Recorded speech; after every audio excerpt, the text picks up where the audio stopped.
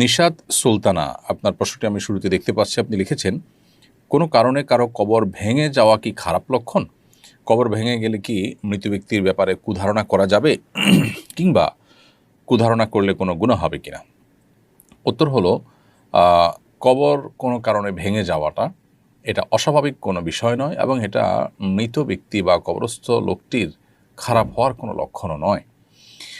আমরা অনেকে মনে করি যে কবর ভেঙে যাচ্ছে মানে কবর তাকে রাখছে না বা কবর তাকে গ্রহণ করছে না, লোকটা খারাপ, সেজন্য। এই কথাগুলো একেবারেই অমূলক এবং ধারণাপ্রসূত কথা, এগুলোর কোনো ভিত্তি নেই।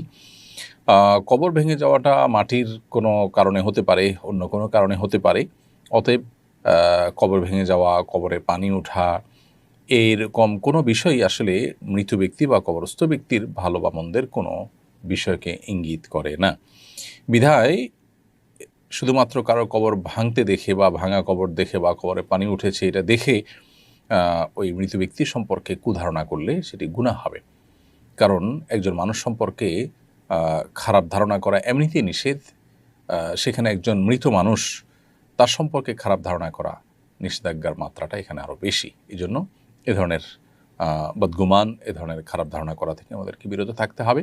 এবং মন গড়া কোনো বিশ্বাসে বিশ্বাসী হওয়া, এটা কোনো ইমানদারের সাথে যায় না। ইমানদার কুসংস্কারের জন্য হতে পারে না, কুসংস্কারে বিশ্বাসী হতে পারে না।